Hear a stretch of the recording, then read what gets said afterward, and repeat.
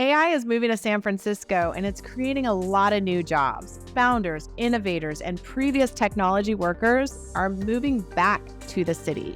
Believe it or not, the tech layoffs at large companies are actually inspiring innovation. There's never been so many talented, brilliant people available for work than ever before.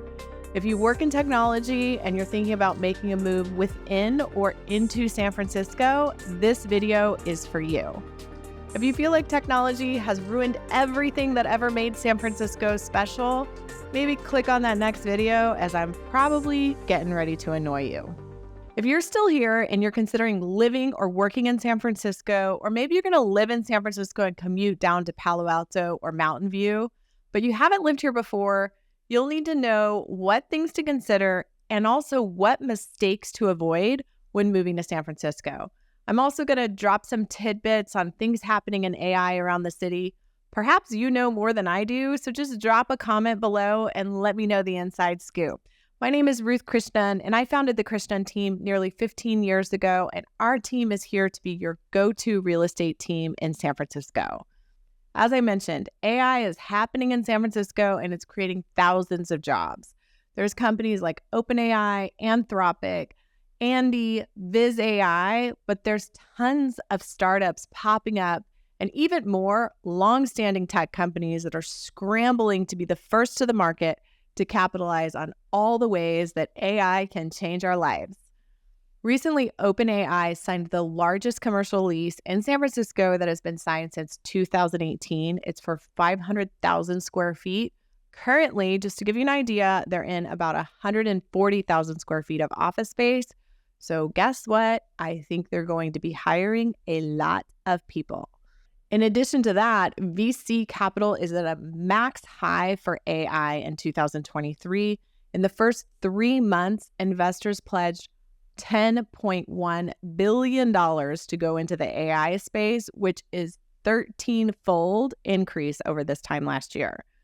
In addition to AI, San Francisco is full of the OG tech companies that either have bases here or have satellite offices here. Companies like that include Instagram, Google, Salesforce, Twitter, Airbnb, Stripe, Square, Slack, Twitch, Pinterest, just to name a few. Finally, commercial space is still on sale, making a previously out-of-reach San Francisco tech office attainable to new companies and startups. So what other conditions are there for those working in technology? Neighborhood is obviously a huge thing that should factor in. I'd venture to say that 90% of our clients, either one of them is in tech or in finance, and what I hear from them is they're working really long hours. So with that being the case, time is money, and it becomes a really important asset. Commute time and distance to the office is really important. More on that in a few minutes.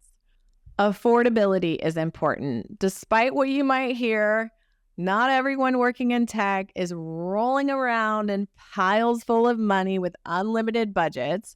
If you're trying to figure out how to make your dollars stretch, one good rule of thumb to know is that you pay about 20% for sun and you pay about 20% for walkability. And often the sunniest neighborhoods do in fact end up being the most walkable neighborhoods, with the foggier areas being a little further out along the edges of the city. You want to pay attention to proximity to the tech hubs, which I'm going to go into, the tech shuttles, the area amenities, and then some high-rise amenities and also HOA dues. Also, you might be interested in learning about school districts and quality. Certainly, COVID changed our ability to work from home a little bit more, but most tech companies are actually back in the office 3 or 4 days a week, but you still need that home office for those other few days. And we have a lot of buyers telling us they would not want 1, but 2 home offices. If you have children, especially young ones, you might want a gym or at least a space for a Peloton, because I know from experience, those early years, it's really, really difficult to make it to the gym. One way that you might be able to solve for this is by living in a high-rise condo. In a high-rise condo, you're going to have a lot of amenities, and in a nice one, you're going to have a really nice gym and sometimes a really nice pool.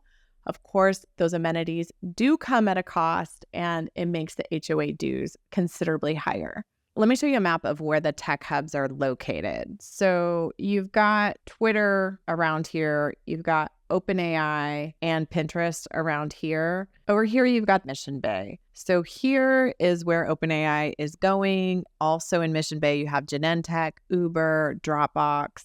In the downtown-ish area, you have companies like Google, Salesforce, Instagram, LinkedIn. So those are going to be your biggest tech hubs. So where do people want to live in relation to those areas? Well, keep in mind, San Francisco is 7x7, and we actually do have traffic. So it can actually be 45 minutes from the north side to the south side. I'll touch more on that in my biggest mistakes section.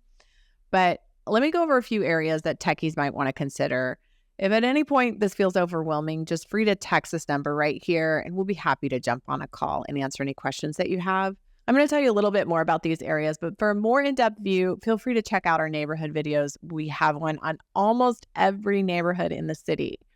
So let's start with downtown and South Beach. So these areas here, you're right on the water for South Beach. So you've got amazing views. You've got some of the best weather in the city. You've got lots of public transportation options. You can often walk to work. There's no hills. The housing stock there offers amenities like 24-hour security, concierge options. For sports enthusiasts, it's really close to Oracle Park and Chase Center. The con of this area is it's kind of a concrete jungle, and there's kind of like one kind of house, a high rise. So although high rises can be very beautiful, for some people, they feel a little sterile. There can also be a lot of traffic, and there's not a ton of green spaces. There's Salesforce Tower has a park, which is quite cool. And then a lot of people run on the Embarcadero, but there's not a ton of parks and stuff around there. When you go a little further south into Mission Bay, things do get a little bit less expensive, because remember that I told you that walkability costs money. So as you give that up, you give up a little bit. Now, I do think this is an area worth placing a bet on. You've got Uber there. Like I said, OpenAI is moving in there. There's a lot happening there. UCSF has a massive campus there. So I think it is a good area to make a bet on.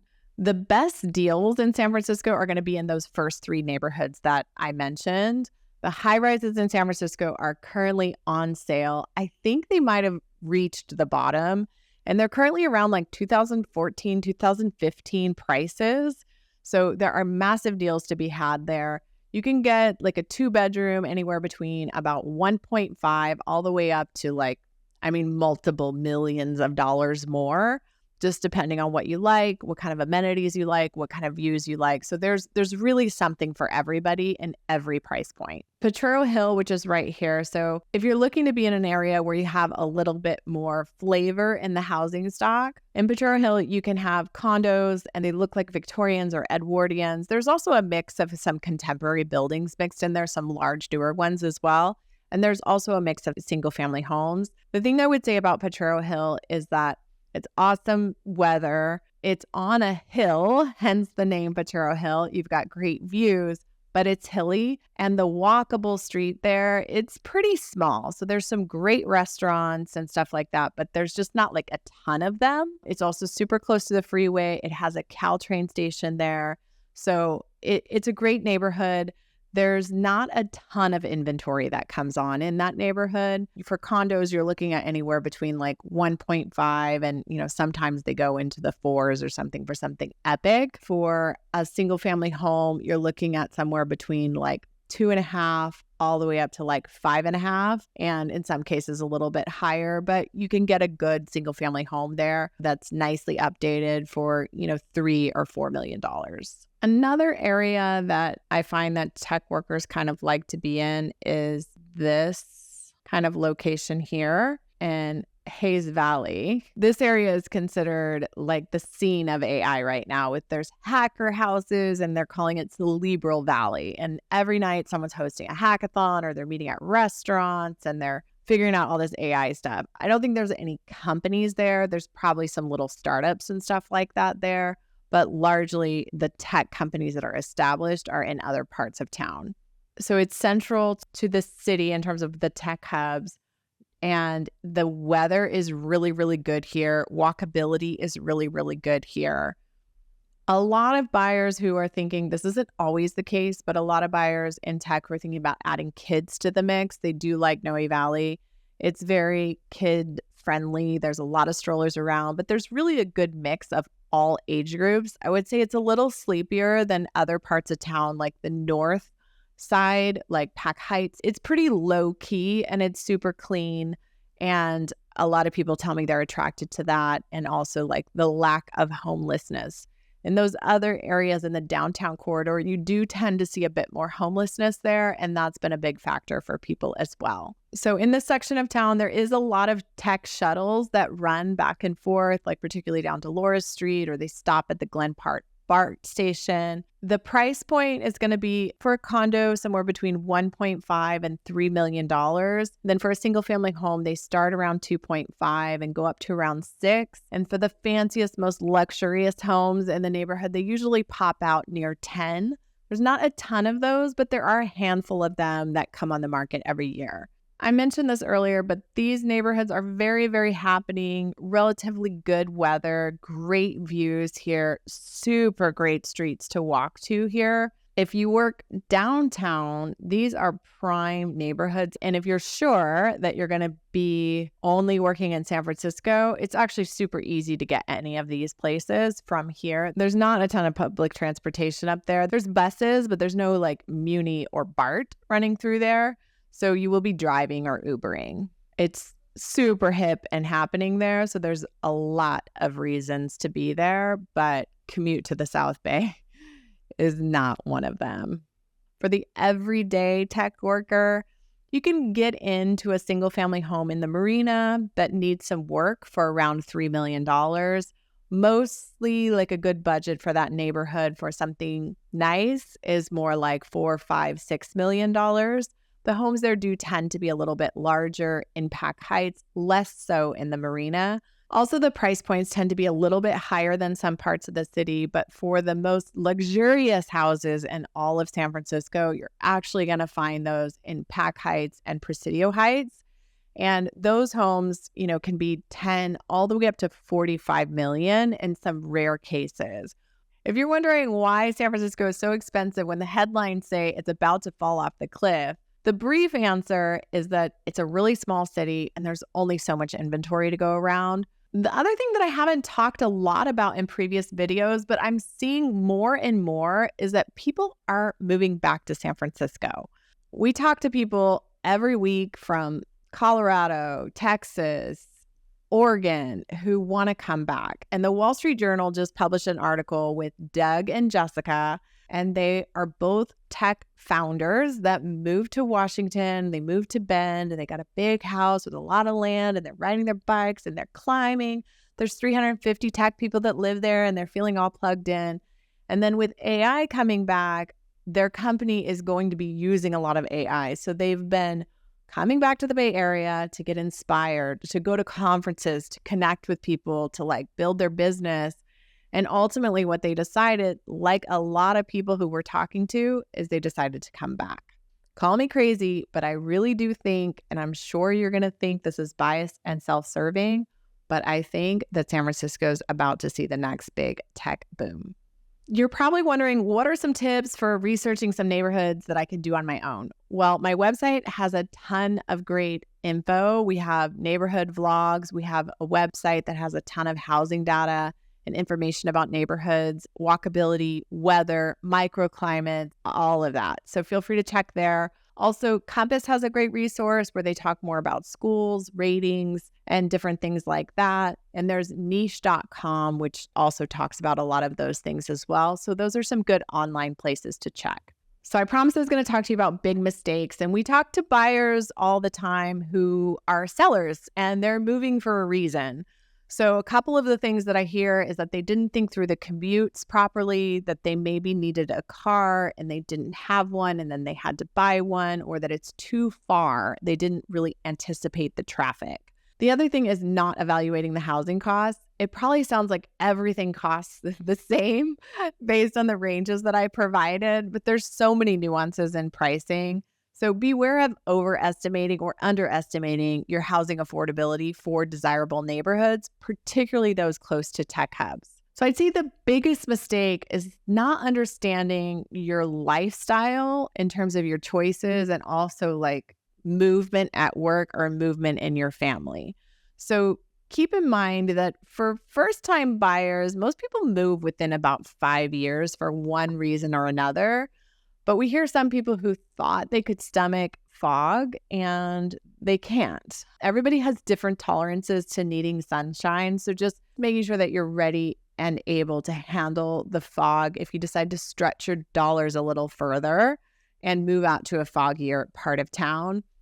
We've also had people move to areas of town to stretch the dollar where it's less walkable and ended up moving back and buying less house because it's more expensive, as I mentioned, to live in a more walkable area. Also, we hear from people who moved to Oakland or Marin, and usually you're moving to Oakland for an affordability reason. You're moving to Marin possibly for free public schools that are really good or a larger lot size, a little bit more house. And if your job takes you through the bridge during commute hours, it can add an extra 30 minutes to your commute each way, which can be really hard. So thinking through that is really important. And then lastly, we hear people who move to the South Bay, particularly we hear this from a lot of young buyers who wanted to be super close to work, but are super bored.